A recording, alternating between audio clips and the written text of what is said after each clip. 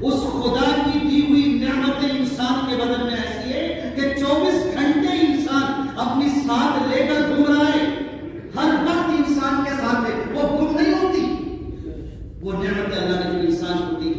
اور آج انسان اتنا ناشکرا ہے کہ وہ اللہ کے فیصلوں پر انگلی اٹھاتا ہے، وہ اللہ کے فیصلوں پر انگلی اٹھانے کی طاقت رکھتا ہے۔ اس مقام پر انسان جو ہے ناشکری کے پہنچ چکا ہے۔ اس لیے اگر انسان اپنے رب کی بھی بات کو نہ مانے تو پھر اس کے انسان ہونے کا کیا حق ہے؟ اللہ کے نبی کی سنت کو نہ مانے، اس نے اپنے نبی کی محبت کا کیا حق ادا کرا؟ اور آج ہم یہی سب کرتے ہیں۔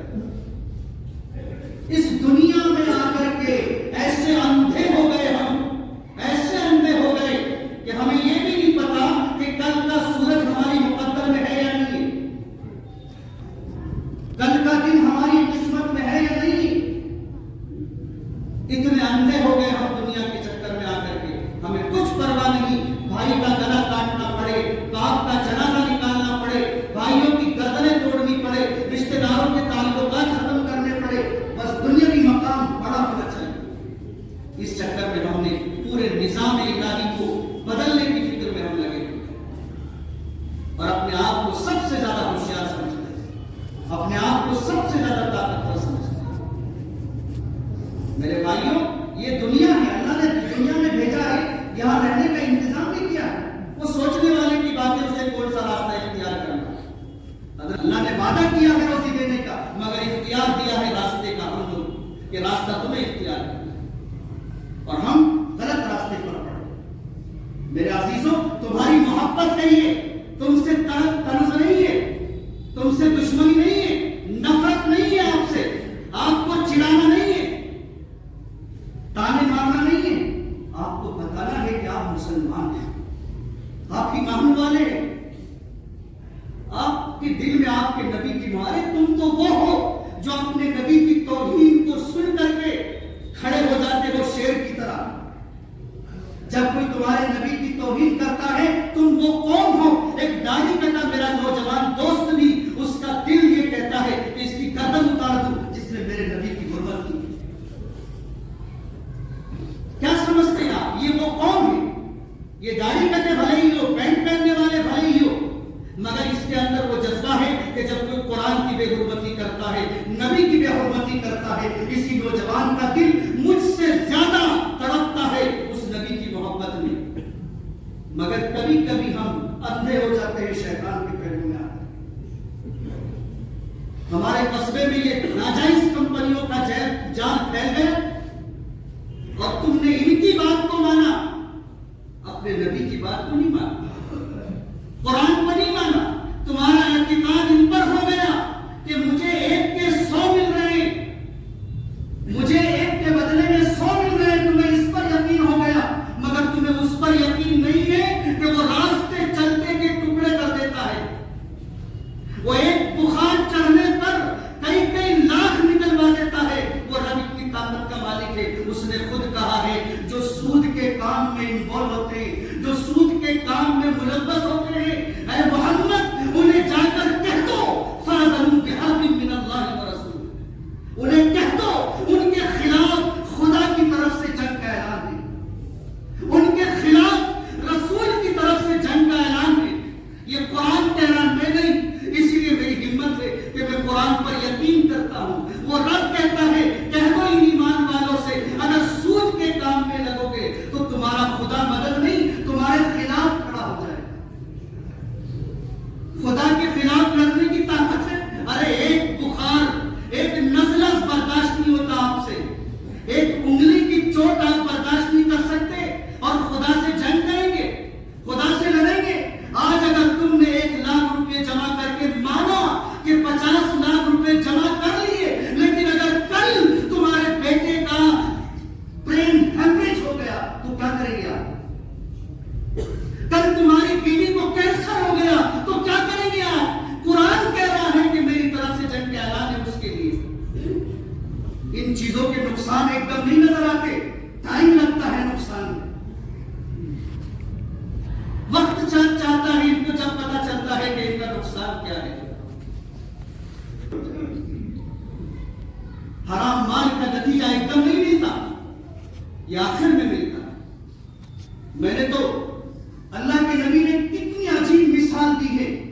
فرمایا کہ اگر کوئی شخص سود کا 1 درہم استعمال کرتا ہے، وہ شخص ایسا ہے کہ جیسے کوئی اپنی سگی ماں کے ساتھ زنا کرتا ہو.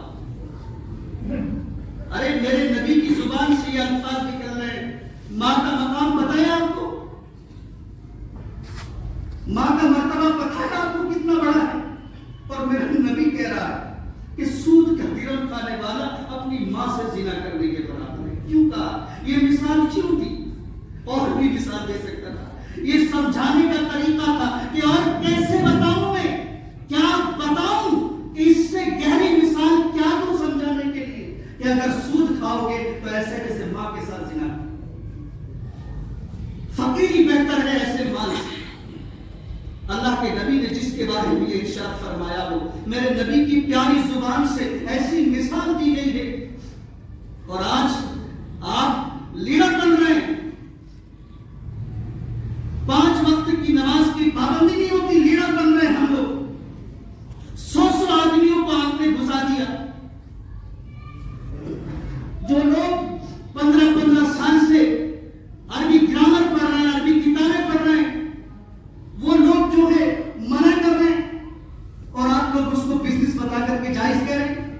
اور دلیل بھی کیا دے رہے ہیں؟ یہ تو کافر نہیں کہتے تھے کہ ہم تو وہی کریں جو ہمارے ماں باپ کرتے تھے. ارے میں کروں تو کیا تم جائز ہو جائے گا؟ میں نماز نہیں پڑھتا تو تم چھوڑو گے کیا؟ ایک داڑھی ٹوپی والا کتنے گناہ کر رہا ہے، کتنے گناہ کر رہا ہے. ایک مولوی بھی ایسا ملے گا آپ کو جو نماز نہیں پڑھتا ہے. مولوی بھی ملے گا جو آپ کو شراب پی رہا ہے. مولوی ملے گا جو سٹا کھیل رہا ہے. تو کیا کہو گے مولوی نے کر دیا تو سٹا جائز؟ مولوی شراب پی رہا ہے تو شراب جائز؟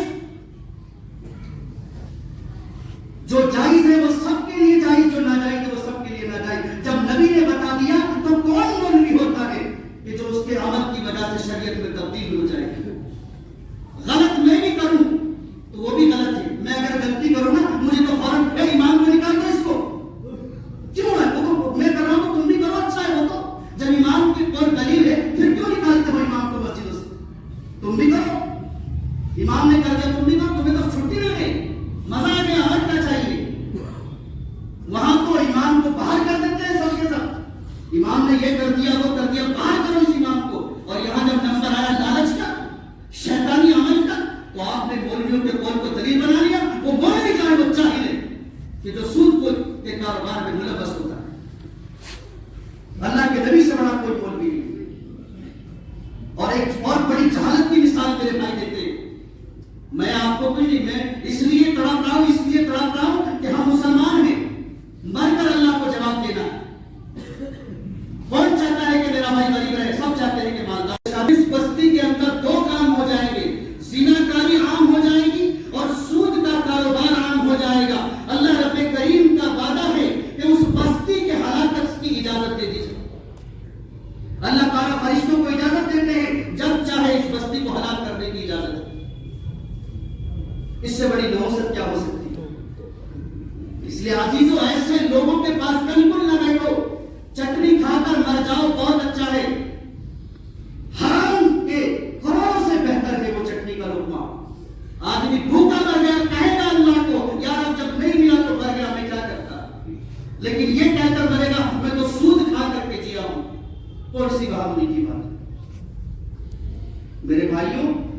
جہاں مسلمان ہوتے ہیں نا یہ سارے ہتھکنڈے وہی اپنا جاتے ہیں. آقا نے فرمایا ایک زمانہ ایسا آئے گا، ایک مسلمان بھی ایسا باقی نہیں رہے گا جو سود نہ کھاتا. اور اگر سود نہیں بھی ملے گا تو سود کا دھواں تو اسے ملے گا. وہ کیسے ملے گا؟ تم سود کماؤ گے، مجھے کھانا دو گے تو مجھے نہیں ملے گا سود. مجھے بھی تو سود پہنچے گا. مجھے کیا پتا تم حلال کما رہے یا حرام کما رہے؟ میں تو تمہاری محبت میں بیٹھ گیا. کوئی نہیں بچے گا سود کے دھویں سے. اس زمانے میں ہم جی رہے، اللہ کا خوف کریں. آپ محنت کریں. آپ تو بہت محبت کرتے ہیں اللہ کے نبی سے، تو اللہ کے نبی کی حدیث سے اور زیادہ محبت. اللہ کے نبی کی حدیث ہے بس حرام تو حرام کیوں ہے کوئی مطلب نہیں. میرے نبی نے منع کر دیا، قرآن نے منع کر دیا، میرا ایمان منع کرتا ہے. جان دے سکتے نہیں کر سکتا، سود نہیں کر سکتا۔ یہ ایمان ہمارا ہونا چاہیے۔ اللہ تبارک و تعالی ہم کو کہنے سننے سے زیادہ عمل